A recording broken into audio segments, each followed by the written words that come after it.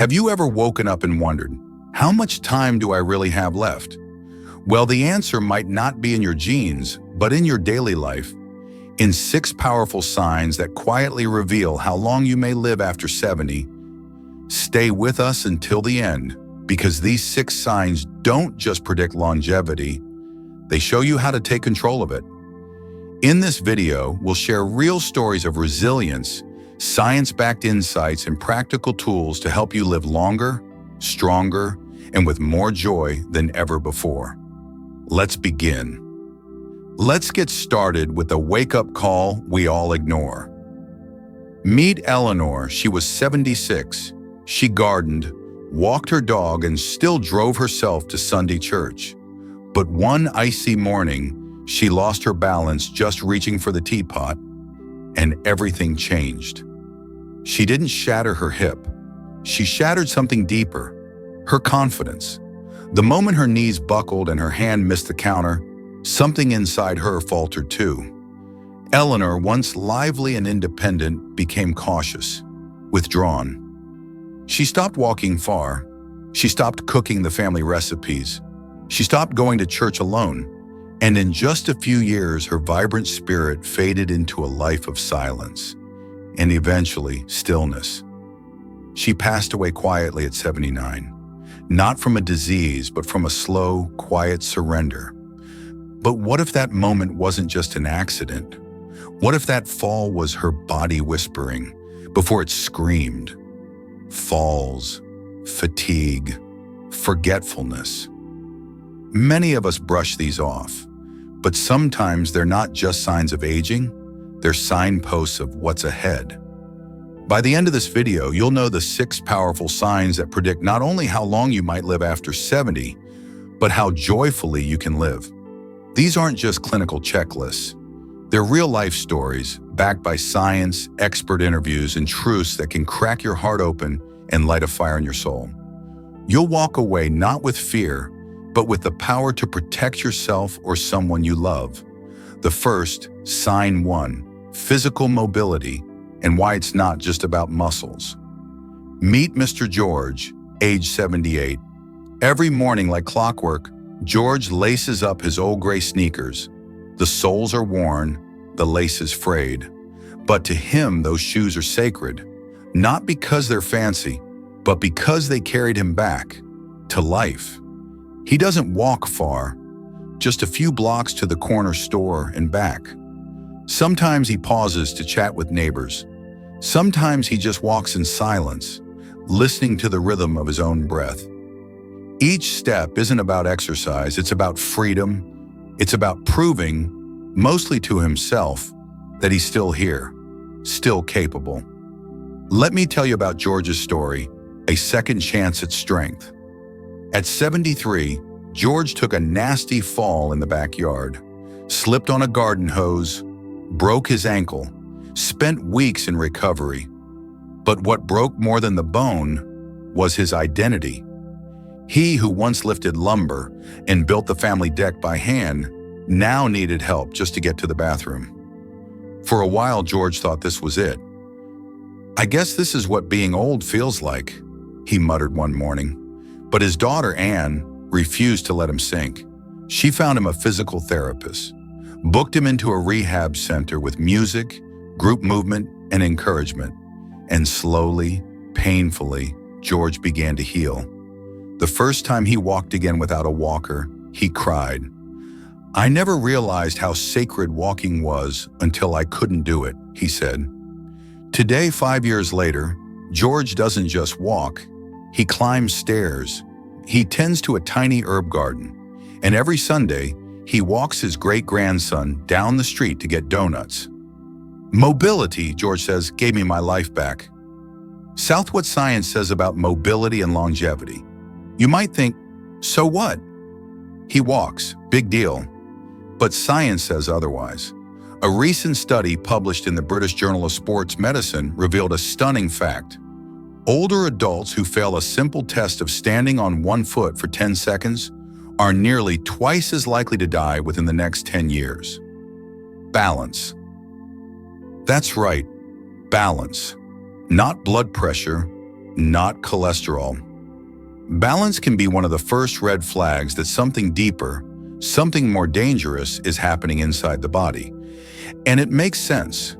When your balance starts to decline, it's often a signal that your joints, muscles, nerves, and even your brain are no longer communicating efficiently.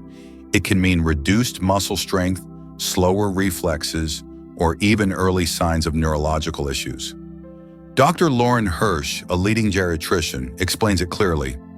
Balance isn't just about not falling. It's a summary of how well your body's aging. It reflects the harmony between your vision, your brain, your inner ear, and your muscles. When one part weakens, the others try to compensate, but eventually that system wears down. Balance. And I will give you useful information about actionable tips, how to start restoring mobility today. If you're over 70 and wondering how to improve or preserve your mobility, the good news is you don't need to run marathons. You just need movement with meaning. Here are 5 beginner-friendly tips George swears by. 1. Walk after meals. After breakfast or lunch, take a 10-minute stroll. It aids digestion, balances blood sugar, and strengthens your legs. 2. The 10-second balance test. Stand near a wall or counter, lift one foot off the ground. Can you hold it for 10 seconds? If not, don't panic. Just practice. Do this 3 times a day, each foot. 3. Stretch every morning. Gentle stretches reduce stiffness and improve circulation. Think neck rolls, shoulder shrugs, side bends. 4. Use your environment. Climb stairs instead of using the elevator. Stand up every 30 minutes if sitting. Use handrails for support, but keep moving. 5. Join a gentle class. Tai Chi, senior yoga, or water aerobics offer safe, supported ways to improve flexibility and posture. Bonus tip from Dr. Hirsch. If you're concerned about falling, ask your doctor to refer you to a physical therapist. They'll create a plan just for you, focusing on strengthening your core, legs, and coordination. Try asking that. Can you stand on one foot for 10 seconds? Try it now. Seriously, pause the video and give it a go. Now tell us in the comments below. How did it feel? Which leg was stronger? And do you want to improve? Every comment inspires someone else watching. Because sometimes all we need is to know we're not alone in the fight to stay strong. The next is sign 2, mental sharpness, the mind is a muscle. Meet Paul, age 82. Paul has never used a smartphone. He still writes his grocery list on a notepad, uses a landline phone, and starts each morning with a black coffee and a hardback book. He doesn't own a Kindle. He says he needs the feel of paper in his hands to truly think. What makes Paul remarkable isn't his nostalgia. It's his clarity. His memory is near perfect. His wit, sharper than most people have his age. And his curiosity, still insatiable. Let me tell you about Paul's routine in the mind. He reads 2 books a month, sometimes more if the weather's bad. His tastes are eclectic. Churchill's War Letters one week, a Japanese mystery novel the next.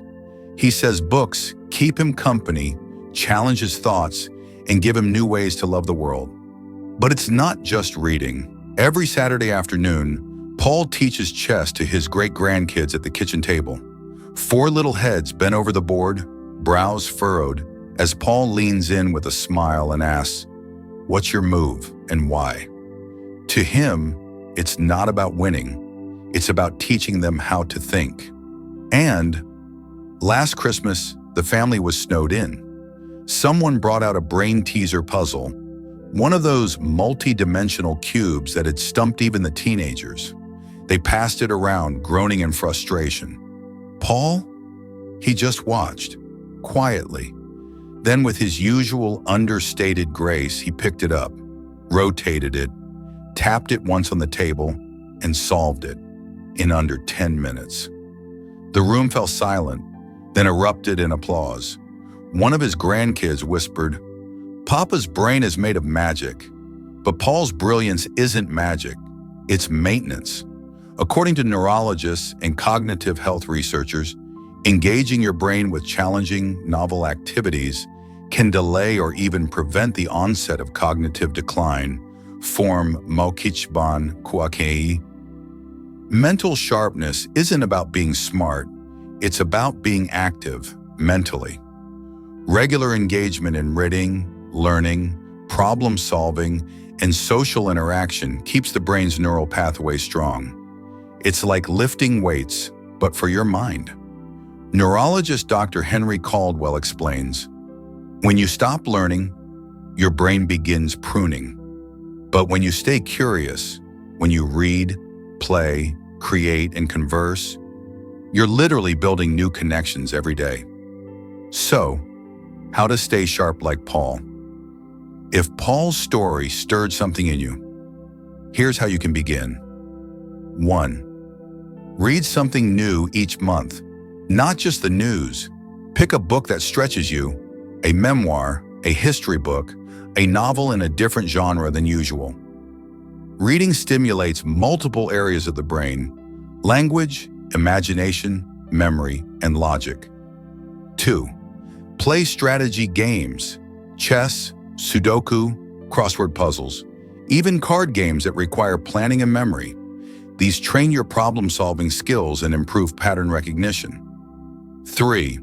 Learn a new hobby or language. Neuroplasticity thrives on challenge. Learn guitar, try Spanish, take a painting class. It's not about perfection, it's about participation. Paul started learning basic Italian at 79. Now he can read menus and write postcards. 4. Have meaningful conversations. Don't just talk about the weather, ask big questions. What's the best advice you've ever received? What do you wish you'd done sooner?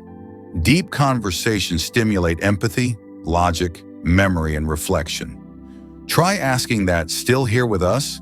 Comment "Mind matters" if Paul's story inspired you to pick up a book, or call someone for a meaningful conversation today. Sign 3, emotional resilience, the quiet superpower. Meet Grandpa Walter, age 77. The love story of Walter and Margaret was something out of a novel. 52 years. That's how long they were married. Their wedding photo still hangs in the entryway of Walter's home. He straightens the frame every morning. It's become part of his rhythm. But when Margaret passed away in her sleep, peacefully, one late September night, Walter's world fell silent. At first, Walter didn't speak much. Friends came by with casseroles and condolences. He nodded politely, but his eyes never lifted. He stopped tending his garden. He let the paint peel on the porch. He didn't attend Sunday potlucks anymore. The grief wasn't loud. It was heavy, like fog, like silence, like a house too quiet. One morning, Walter was staring at the empty teacup across the breakfast table, the one Margaret always used. And for the first time since she left, he cried, not just a few tears, but decades worth of love that had nowhere to go anymore. He didn't fight the sadness. He sat with it. Then the next day, he walked out back and picked up the garden spade. He planted tulips, not because he wanted to, but because she always loved them. One pot, then another, then a dozen. Then came the wooden carvings. Margaret once said his hands were made for more than lifting firewood. He started whittling small animal figurines, then shelves, then garden benches. By spring, neighbors were dropping by again. "Your tulips are magnificent," they'd say. He'd nod. She'd be pleased. He painted a little sign for the front fence. It reads, "Grief is the price of deep love. I'm paying it by growing something beautiful." So, why emotional resilience predicts longevity? Walter's transformation is not just inspiring, it's biological. Studies confirm that seniors who demonstrate emotional resilience, the ability to adapt after loss or trauma, are more likely to experience lower blood pressure, reduced risk of heart disease, better immune function, longer life expectancy. Resilience isn't about avoiding sadness. It's about finding hope inside of it. Clinical psychologist Dr. Maria Leclerc explains, grief carves out space in the heart. Resilience fills it again with meaning. Here I will give you useful information about how to build emotional resilience. Walter didn't plan his healing, but looking back, we can learn from what he chose. 1. Practice gratitude journaling.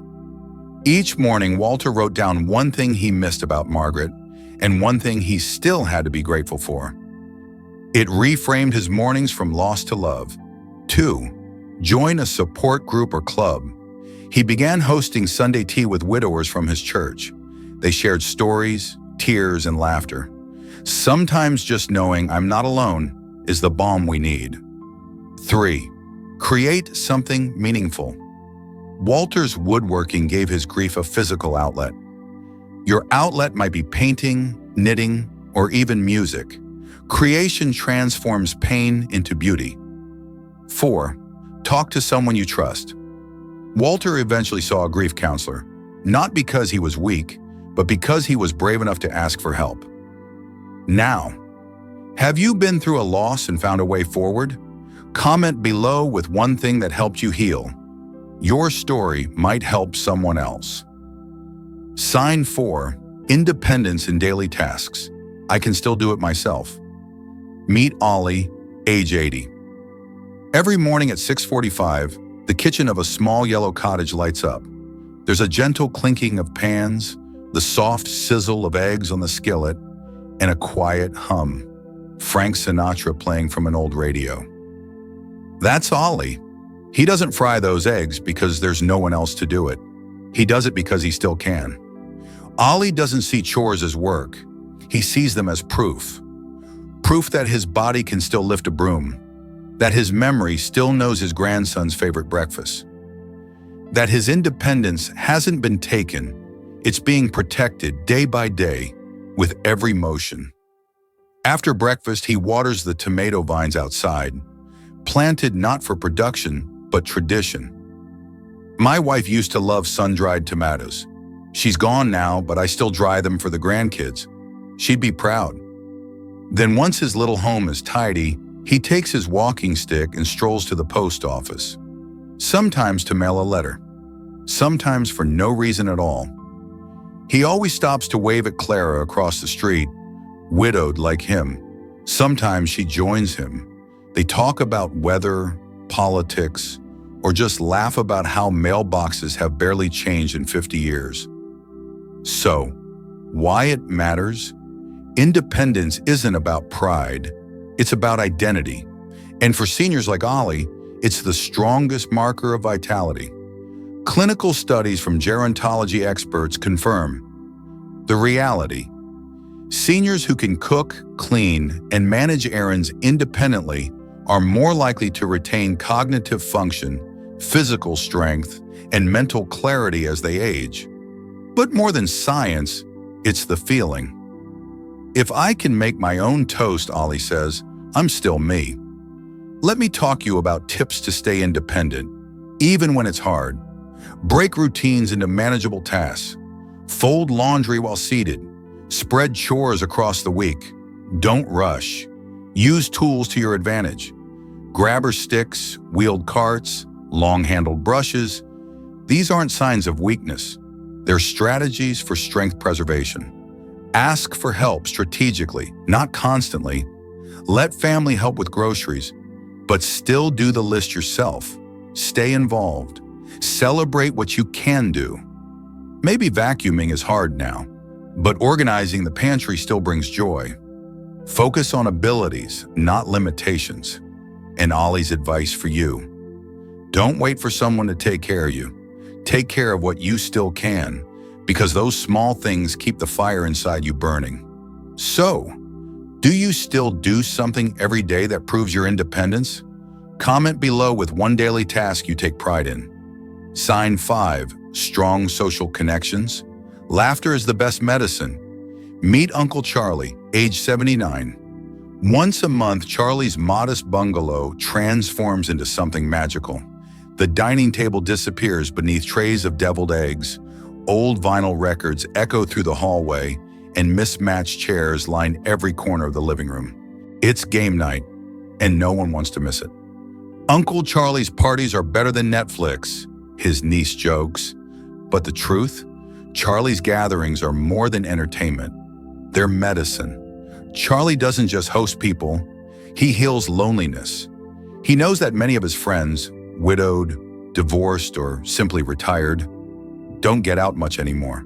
So he brings them in. They share jokes, argue over card rules, and roast each other's poker faces. It's all love, all joy, all connection. So, why it matters? You may not realize this, but loneliness can be as deadly as smoking.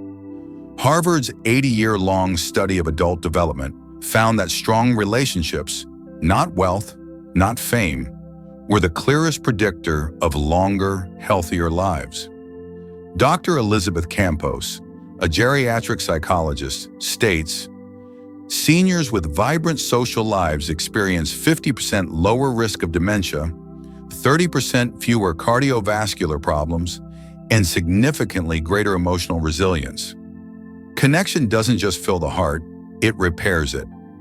Let me talk to you about simple ways to reconnect, even if you've been alone a while.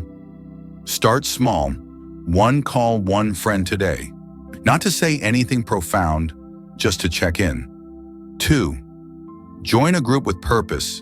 Church groups, volunteer circles, book clubs, even online communities for seniors offer real connection. 3. Create a ritual. Charlie's parties started as a single Wednesday lunch. Then it became monthly. Then it became tradition. 4. Rebuild what's been lost. Haven't spoken to an old friend in 10 years? Reach out. Time softens most things. 5. Use technology wisely. FaceTime, voice notes, and group chats aren't just for the young. They're bridges. Cross them. Charlie's laugh so hard you cry rule. Every gathering needs one moment where someone snorts from laughing. If that happens, your heart's still young. So what's one thing you do to stay connected? Share it below.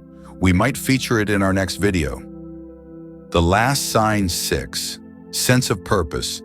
Why I still wake up smiling. Meet Bernie, age 90. At 90, Bernie wakes before the sun.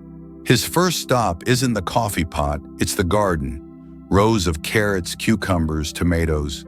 But his favorite? The basil plants.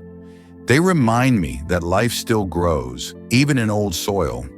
But Bernie's true harvest isn't vegetables, it's people. Bernie spends his afternoons mentoring teenage boys in his community, some with troubled homes, others just hungry for a father figure. He teaches them woodworking, repairs bicycles with them, and tells stories from his youth about war, love, and mistakes he hopes they won't repeat. They call him Pop. He grins when they say it. As long as someone's still learning from me, Bernie says, I'm still alive. So, why it works? Purpose doesn't just make you feel better. It makes you live longer.